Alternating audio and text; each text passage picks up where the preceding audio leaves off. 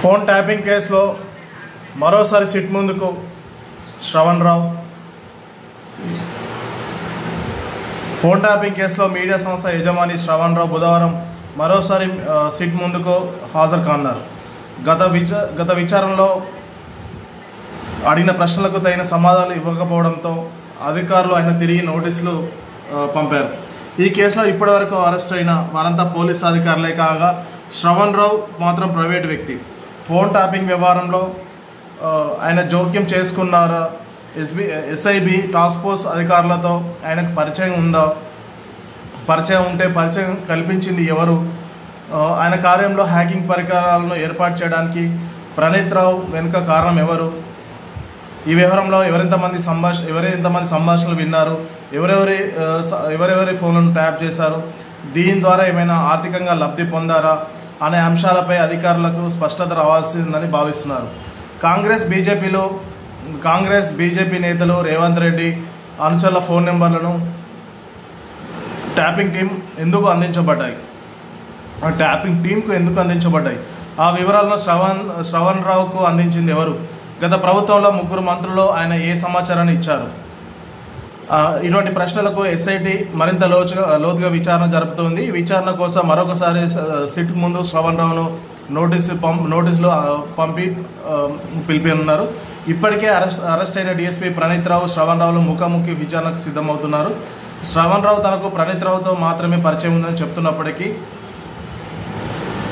రాధాకిషన్ రావు, భుజంగరావు, తిరుపతన్నలతో కూడా ఆయన జరిపిన ఫోన్ కాల్స్, వాట్సాప్ చాట్లను పోలీసులు పరిశీలిస్తున్నారు. ఈ నేపథ్యంలో వీరందరినీ కూడా విచారణకు పిలవాలనేసి అధికారులు నిర్ణయించినట్లు సమాచారం. అయితే ఫోన్ ట్యాపింగ్ కేసులో ఇప్పటివరకు అరెస్ట్ అయిన అందరూ కూడా పోలీసు అధికారులే కావడం, శ్రవణ్ రావు ఒక్కడే ప్రైవేట్ వ్యక్తి, ఇతను ఒక మీడియా ఛానల్కు అధిపతిగా ఉన్నారు. అయితే ఇతని ఆఫీస్లోని ట్యాపింగ్ పరికరాలను ఎవరు ఏర్పాటు చేశారు, ఎవరెవరు ఫోన్లను ట్యాపింగ్ చేశారు, వారి ఫోన్లను ట్యాపింగ్ ఎవరు చేయమన్నారు, ఈ ఫోన్ ట్యాపింగ్ చేయడం ద్వారా ఎవరైనా ఆర్థికంగా మీకు లబ్ధి చేకూర్చారా, లేకపోతే గత ప్రభుత్వంలోని ముగ్గురు మంత్రులకు ఈ సమాచారం అందవేసినట్టు సమాచారం ఉంది, ఆ సమాచారాన్ని ఎవరు అందించమన్నారు, ఇలాంటి వివిధ ప్రశ్నలకు ఇంకా లోతైన సమాధానం రావాల్సి ఉందనేసి సిట్ భావిస్తుంది.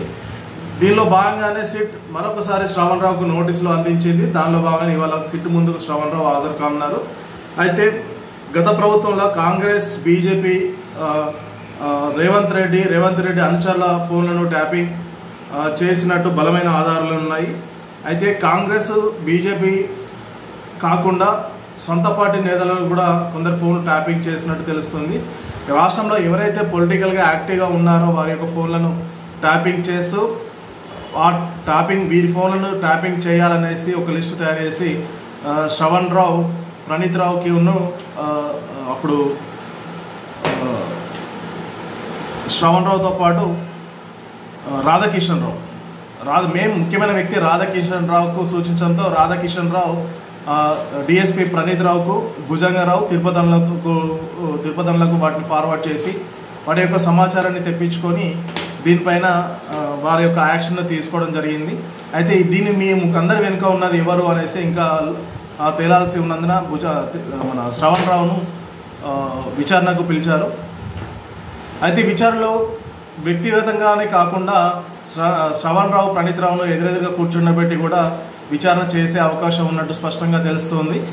మీకు పరిచయం, ఎవరి ద్వారా పరిచయం, మీరు ఎన్ని రోజులుగా మీరు పరిచయస్తులు అని వారిని క్వశ్చన్స్ అడిగే అవకాశం ఉంది. అంతేకాకుండా వీరికి తెలియదనే సమాచారం అంటే మాత్రం వారి యొక్క మధ్య జరిగిన ఫోన్ సంభాషణ, వాట్సాప్ చాట్లను అది కూడా ముందడ పెట్టే అవకాశం ఉంది.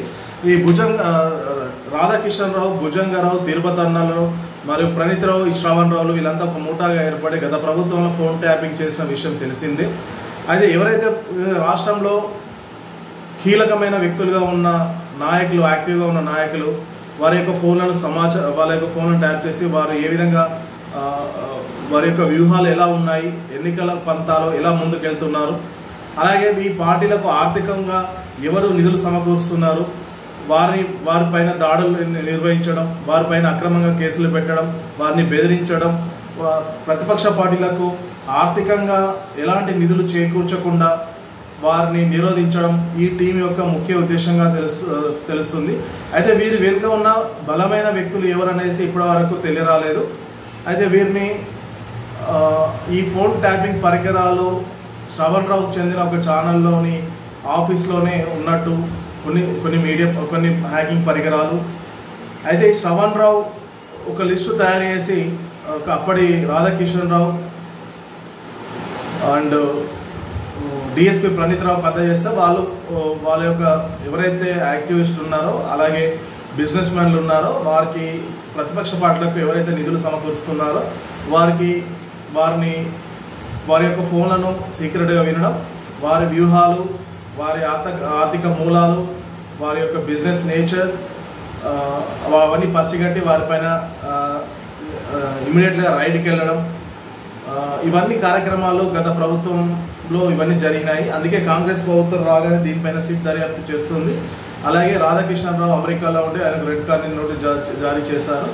అయితే ఆయన సుప్రీంకోర్టుకు వెళ్ళినా కానీ సుప్రీంకోర్టు మీరు విచారణకు హాజరు కావాల్సిందని స్పష్టం చేశారు. ఇదివరకైనా లుకౌట్ నోటీసులో రెడ్ కార్నర్ నోటీసులో జారీ చేయడం జరిగింది.